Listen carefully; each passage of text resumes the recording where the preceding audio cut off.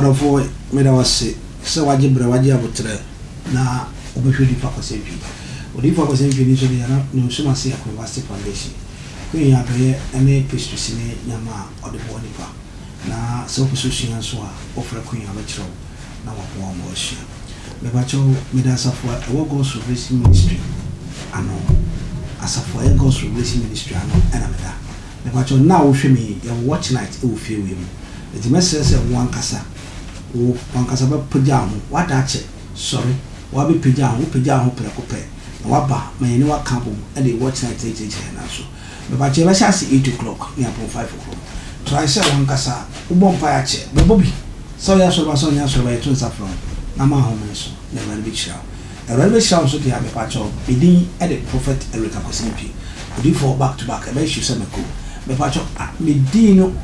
obi pieces back to back here me pa cho e ade e be senior be CB back to back nyame fam so ma de sia san CB because nyankopon o ye ne sente na etu twae e pa cho telephone man na screen na fa na friends so before me here we ABC e ka so sem yes e ge ya ho sa e jana pe me dware haban ma sram ho a prepare ho abetase o han aha o ha ne say to ana wana brand 8 yes yes ba to tiri ye na Ghana ani hu oyepa FM e ho na Ante Naa ne ho anwan no nyina yo program a obia ko na ba ma bi sabe awona topana wo no be ma wase na ko sia dunkubu amana dunkuru mu a na ekokapim na wode na moja ba ya sabe na okọ Ante Naa wa ko kana sem oyepa ho na akọ transfer de mu a no de akọ afi akwa ma program na ya akọ no ama otimi akwa ma na kodu se eye obi nibia no kwa no akosere se me pa cho ene minisika e medi kura bi nyo na oyere pafu no asabo Ante Naa no aboa na wanya no medi the way the etimi akwa ma na kopie di asafo yi ema emi amedi asamai a go check it out no mo so mti gen in fact ema ti bebe wa se oba fe no mpene a no dia akotena di asa no de ma no to no no de akofa appetite nti akofa appetite ni wia na fe na ko ma to ne meja se oba pipie mu pint ma na pepe na ja wa so no akopepa sa na ja mai na we na lady ba ko wo say no akodi ya say you be fi say no ato be no wonto no there's a secret we do ma affecting man o se be bi wo mema ye bia ye jealous pa se be bi wo na say o se ne yire bu ne pasa da na ne to aka bo bra no ahuri no a champion no ya in fact get no so ho ofe get no ho ofe pa oba o so san no ho fe no ho ofe no obe fine sebi obe kama na mema so de jealous ne kun onim se sa ne yiri tumi bu ato pasa onfa ne mu nhye mu ma ne yire moye ofie e ma ne mfa mbuge e ma ne nsae ma ohun de WhatsApp no na ne yiri ko de TV so e ma manfo feel too much indi ba man se so tuma bu ne pasa awo so ne to sa awo zu ne nufu sa on ne japade akwacha bonte indi dia sa no lady na pa bonte abaka sa dia sa no en se so mo mani pani tie no waba Ante Naa show so oyere pa ho o mani pani tie no o sa wo infect a o be fi o sa be hia me pa cho lady na kasa infect bi so ni ku jam eze mpna kura wonya bi no be di kura ti be bi wata kura wonya bi na when wati ma boy re pa ho Ante Naa no show so abekeka se mo dia sa no problem e wo mu papa problem wo mu na problem no otu man for se obi an ko dia sa bi sa ma wade ebeku wo de ye hwe video na sister na ka na kosa na ye ka 3 into 2007 na papa so ebe film tin papa film no ye ni wie ye few months later me ho na me bra say me fifie honom into person on rent fie no na me bisa ne say bra me fifie honom na me nkon fa o say ne de emfa ne ho into that time till my come to 7 lawyer che no yem papa na dan for yem papa ne ka ma no into me de ko tu nanim e no frasem ne me bra say obobosia e no de ye no e na papa ne send the sad dia on rent fie no 3 years no fentu aka no rent dan ma me na after 3 years na yem bra back to efie onum Ante Naa nti edidi mu ho na me de kokko for widua me kokko for widua nyame adom na me koshia papa bi ana me ne wu mienu na me ye osese nyame ya adom na menye obi dia ende me mia meni na mabọ me bra sabi de osi fie no kra wewu na se na me bra mo mapome no omo hu se rade wa mpome omo hu se rade wa mpome nti Ante Naa edidi mu ana me de be kodi asa di asa mu na me bae na ware na njina na eguye ukosa no usre ukosa bae no pachoi aware na njina na eguye nti me hwe se na nyama kona me madwen se ende me samba mechi me samba tema ma betra abrabo ne so nti me baba no me ne me sister ba ku ni kunu ye ko me step mother ho me bra me step brother o me mienu ye kone maame one ye de kotu nani me step mother say me empna ba eja pade me ni chefa o mto maame nde maame achina nti me tina kofo idwa ho na me mbo bra na be ye yie nti ayesa na me ye container me hairdresser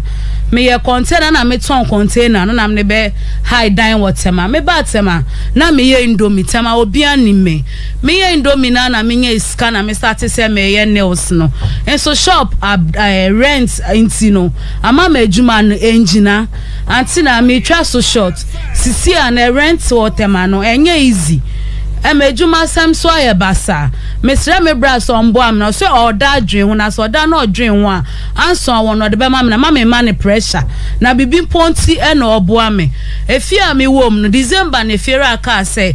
edan no ni ra e ba betna mi timi film na me nko na mesre ne sempa ne chow mi sikesu a nti ma me ntena ho afe na aka no na me ntwa na me fan pedan nti last 2 weeks na fiera ne frem so ni nwa na aka ni nwa ne said da bi oba sisi od me balance ama me Saturday na wo se me fidan num me ni baby ameko me ne me bra so kasa ne mbo ya ne kire se onye ready say obeboa me so se bi o mi nyamago abonten a me ni obi ana me ni baby amede meko na ma bedwane abeto am se mu nke bi mame mame Efua Ante Naa o mame we pacho mame wotema 27 o mame ankasa wo pacho an na de na ni o ma ho teoza pacho mame one me step father neti basa ye beyi wo niema egu abontene a wonya baabi na